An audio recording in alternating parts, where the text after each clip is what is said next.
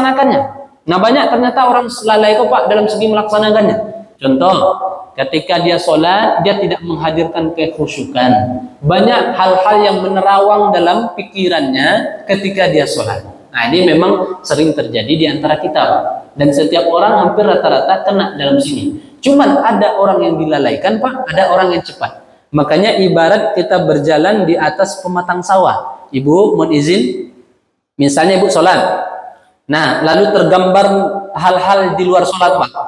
Takana anak kunci, takana jemuran, takana itu kan biasa tuh Pak.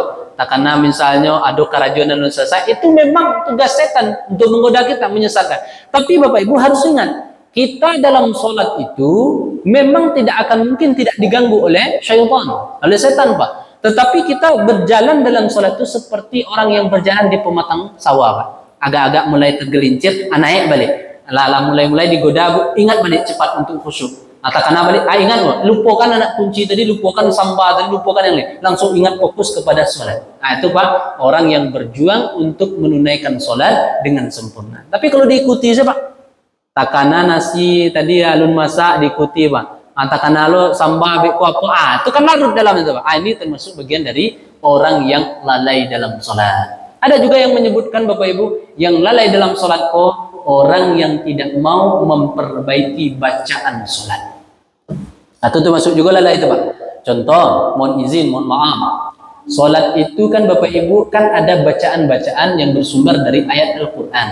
Nah, ada Al-Quran, ada memang dari hadis. Seperti doa iftitah tidak ada dalam Al-Quran, tapi doa iftitah yang lain tidak ada dalam Al-Quran. Ada dalam hadis Pak. Bacaan-bacaan sujud ruku ada dalam hadis. Nah, otomatis seluruh rangkaian sholat kita bersumber dari ayat Al-Quran, Al-Fatihah misalnya, atau ayat Al-Quran yang lain, dan ada dari hadis Nabi Muhammad SAW. Nah, ini Pak, mesti ada kaidah standarnya. Bacaan sholat itu ada dengan kaidah standar, disebut dengan ilmu tajwid. Nah, kalau orang tidak bisa melafazkan dalam sholat, dalam keadaan membaca dengan kaidah-kaidah tajwid, maka Bapak Ibu mohon izin, berarti dia termasuk orang yang tidak ingin menyempurnakan sholat. Nah, lalu bagaimana Ustaz? Kami karena terlanjur misal, mohon maaf Pak, kami tidak dari ketek dulu mau dikoyanya, ternyata diperiksa oleh Ustaz, ternyata Pak masih banyak berlepotan bacaan. Gimana Pak status kami? Apakah sholat-sholat sebelumnya diterima? Urusan diterima, ditolak itu urusan Allah Pak. Yang jelas Bapak sudah taat selama ini, sudah tuh. Tapi kedepannya belajar pelan-pelan.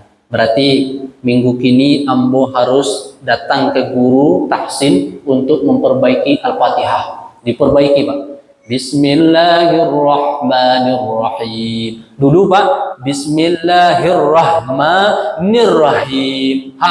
Tapi mulai kini Ambo harus termasuk orang yang serius sholat, menegakkan sholat. Bismillahirrahmanirrahim. Usaha-usaha itu Pak, selama Bapak sholat ada usaha perbaikan, tetap juga dinilai sebagai suatu usaha yang baik.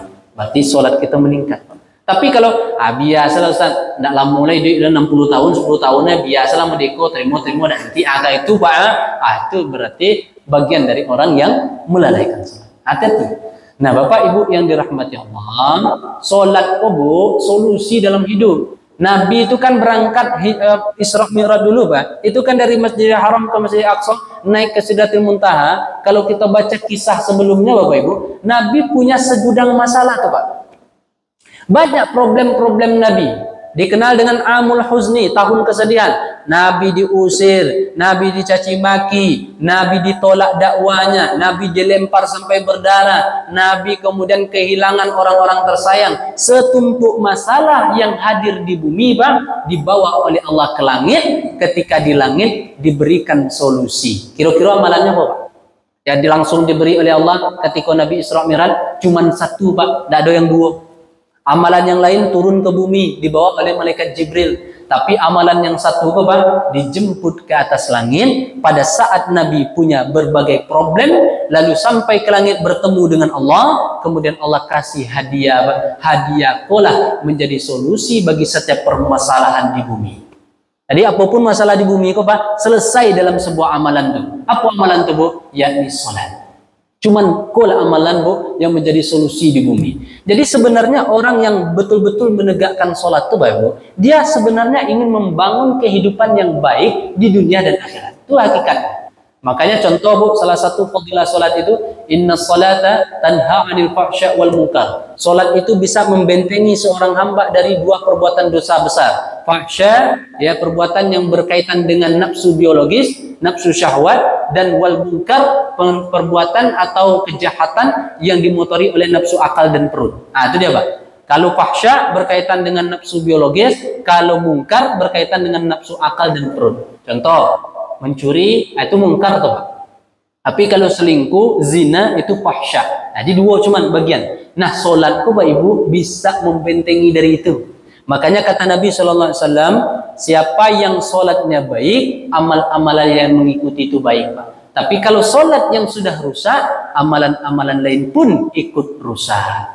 Maka dari itu Bapak Ibu yang dirahmati Allah, pelajaran yang kedua dari hadis ini, mari kita tunaikan sholat dengan mendirikan secara sempurna. Kenapa? Karena Islam dibangun dengan dalam tiang yang kedua, yakni tiang sholat. Kalau tiang yang kedua runtuh, maka bangunan kita akan lemah. Karena apa? Karena sholat menjadi sebuah ibadah yang istimewa dibandingkan dengan ibadah-ibadah yang lain. Nah, Bapak Ibu yang dirahmati Allah